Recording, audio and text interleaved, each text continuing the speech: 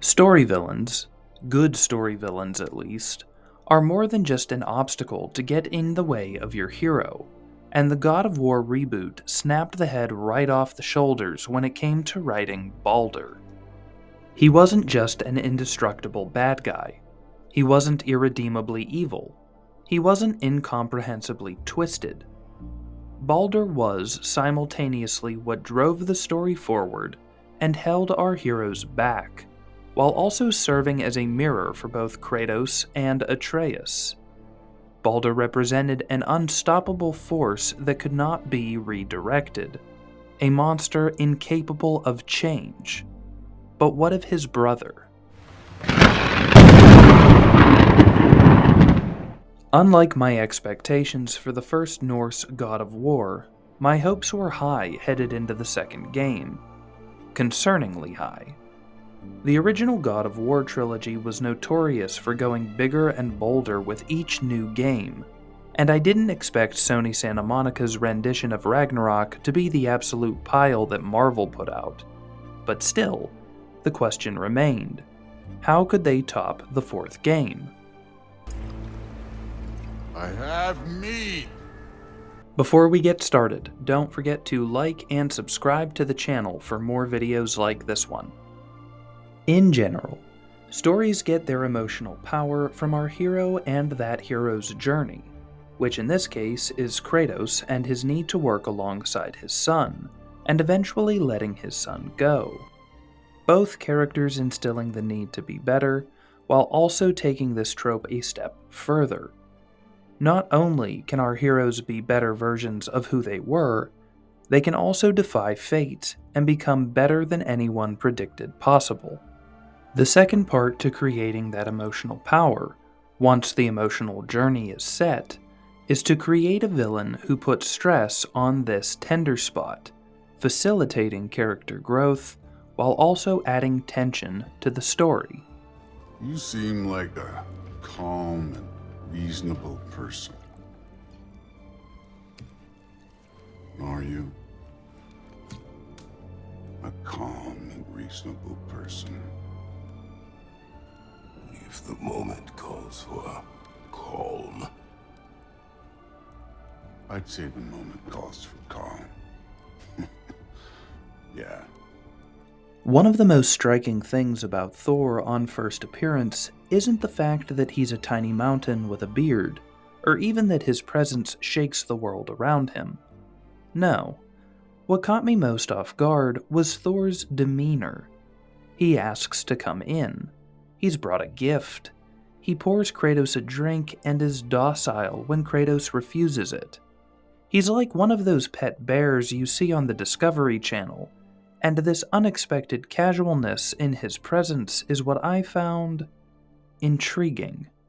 In the first game, while we never see Thor, we hear a lot about him. He drinks lakes of alcohol. He is a vicious killer. He is the storm and destruction. And when we first see him outside of Kratos' house, we expect nothing less than a force of nature personified. So, it catches us off guard when Thor is not just calm, but almost friendly, smelling but not partaking in his drink, sitting with his weapon on the table of the man who killed his sons. Thor, while a force of nature, is in control of himself, which also gives a greater impression of controlling the interaction with Kratos and Atreus. This sense of control not only makes him foreboding, but also conveys the idea that Thor can control himself, despite the urge to drink or murder. He is not a mindless puppet. He is a bomb at a business meeting, and we wonder if his timer is going to run out during this interaction with Kratos. Because I am waiting for Thor to detonate, I am way more interested in this Thor than the Thor I had anticipated, because beyond his appearance, he is nothing like the man I expected. The tension of his character is in not knowing if and when Thor will become the god we've heard about, and, were that god to appear, would Kratos be strong enough to weather the storm? Don't take all day.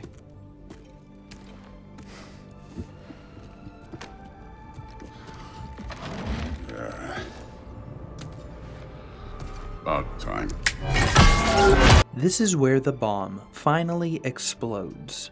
We as audience members haven't seen anything that resembles the stories of Thor from the first game until this fight. Yes, one reason we are interested in Thor is because his personality is not what we initially expect. But the other reason is because he is physically imposing. He's murdered all of the giants. He hit the world serpent so hard that he sent him back in time.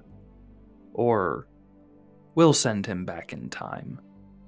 Or I put the brain in the robot, you know. the man restarts Kratos' heart for funsies, and he demonstrates a sense of control in the fight that we are used to Kratos having.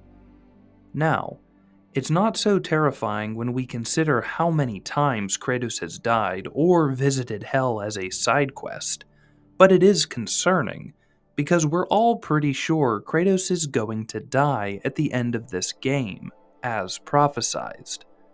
Thor is showing us that he has the power to put the final nail in Kratos' coffin, should he so choose. For the rest of the game, Thor is a bit of a knife hanging over our heads, always threatening to fall and bring the game to a definitive close. That said, while this would make dramatic sense for a story, it doesn't make sense for our main characters, and it doesn't make sense for Thor either.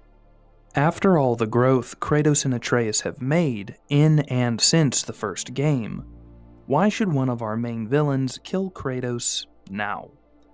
Conversely, how can Thor help facilitate growth in Atreus and Kratos in a way that Baldur has not already done? As stated, a villain can and should serve as a character foil for your main hero, or in this case, heroes. And Thor accomplishes this for characters beyond Kratos and Atreus, and beyond even the confines of this game. Thor is a flawed man trying to change, much like Kratos. He is the son of an overbearing father, like Atreus.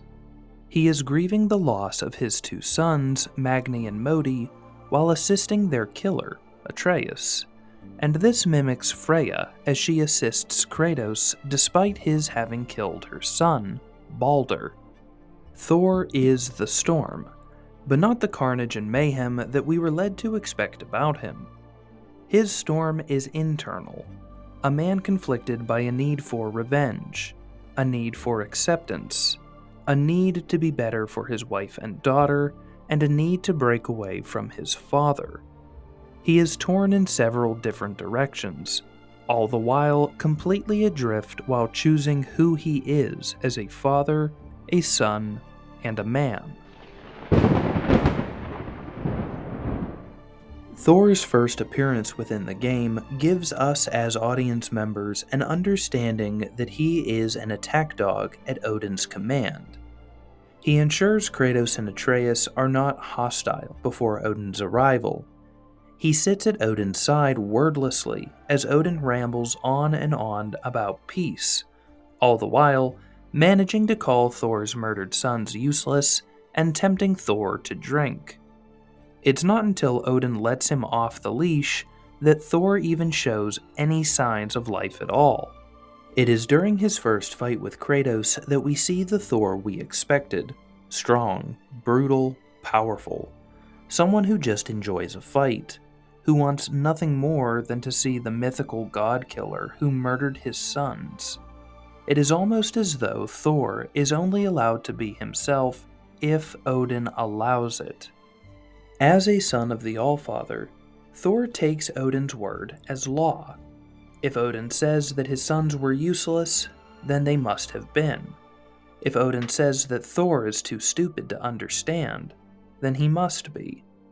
If Odin says that Thor is only good for killing and drinking, then that must be all Thor was ever born to do. Even at his lowest points, Thor has a difficult time attributing any blame to his father. Odin is his infallible blind spot, a man who can hurt him, a man who has led countless gods to their deaths, but, to Thor, cannot be questioned. On the rare instances where Thor does think to question his father, Odin dismisses him on behalf of his own stupidity. Like, who the hell says that to their kid? Anyway, even when we see Thor and Atreus find a piece of the mask together, Sif intervenes and blames Atreus and Odin for the deaths of Thor's sons. Sif is not wrong in this statement. I mean, Atreus did stab Modi in the throat simply because he could. However, Odin was who sent the boys to die, like brittle knives to a mountain face. Odin, the man who called Thor's sons useless, the man who tells Thor he liked him more as a drunk, the man who actively ignores and dismisses every helpful act Thor makes, is the common denominator in every bad part of Thor's life.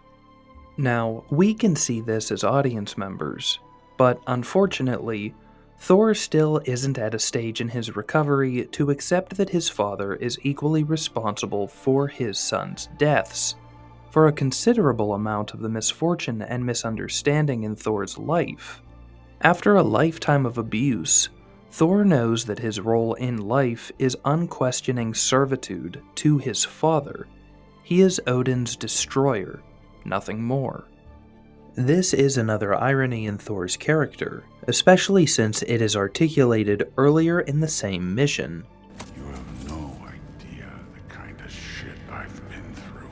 Right. Half giant, son of a powerful god with impossibly high expectations. How could I ever know what that's like? The same way that Baldur was a warning for everything terrible Atreus might become, Thor represents the negative potential of what Atreus could be if he allows his father's decisions to define him. Throughout the game, Kratos, with good intentions, tells his son that you are not Loki, you are Atreus, my son. And, if Atreus were to accept this, he would never discover his true identity. Thor has accepted his father's role for him up until this point in his life. He is his father's drunk, murdering thug. He has been Odin's monster all of his life, and that is all he believes he can ever be. But, much like Kratos, it is not for Thor himself that the god of thunder wants to change. While two of his sons are gone, he still has a chance to be better for his daughter.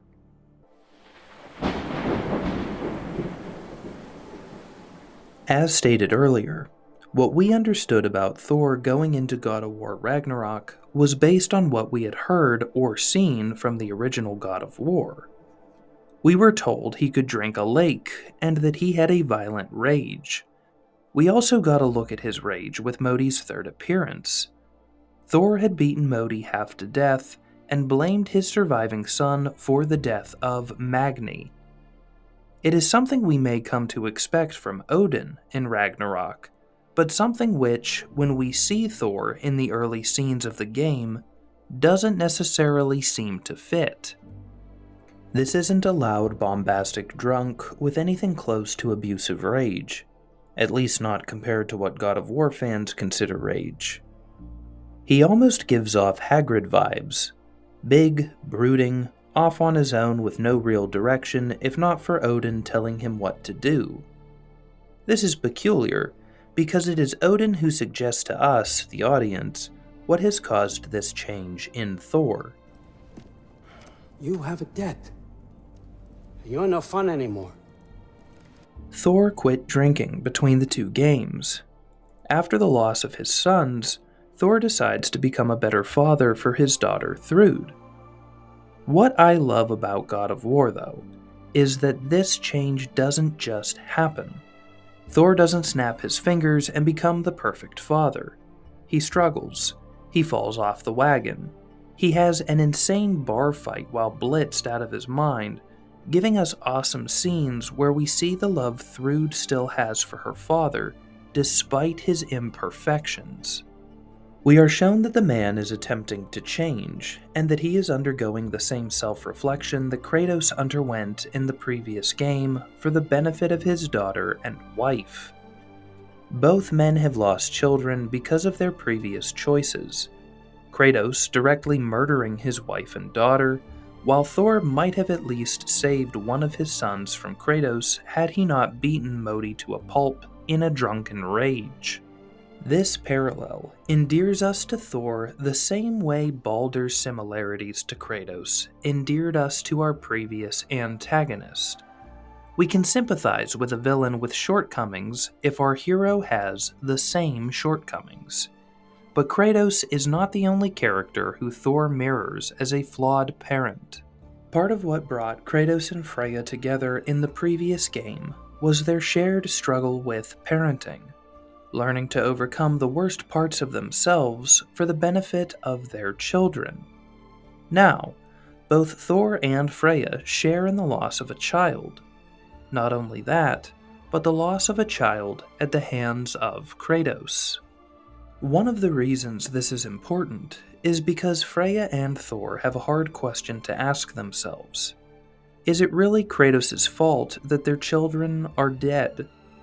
We see that Freya, while reluctant, is eventually able to understand that Kratos was protecting her, and that her selfishness in conjunction with Odin's manipulation played a huge role in Baldur's lost sanity. Thor has not come this far yet, and the reason why is evident. It is too easy to blame a man he does not know for the deaths of his sons. It is also easier to blame his own shortcomings and perceived stupidity for the loss of his boys, which, in part, is fair. Like Freya, Thor does take accountability for his screw-ups.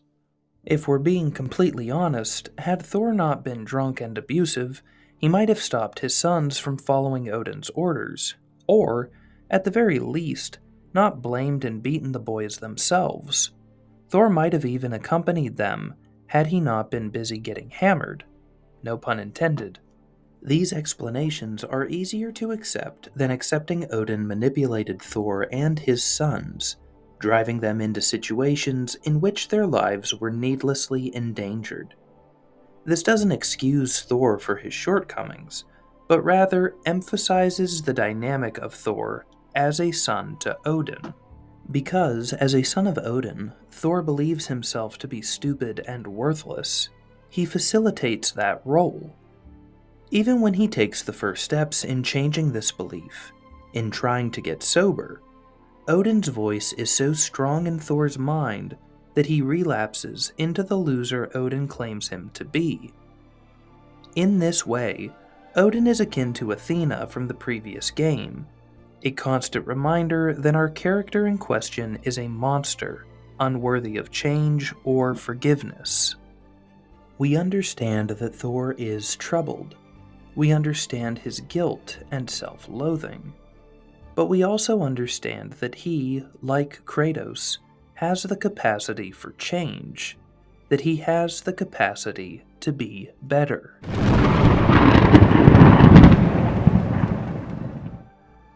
God of War Ragnarok has a central theme of fate and redemption. Can one's destiny be avoided, or are we doomed to make a mistake because we cannot change who we fundamentally are?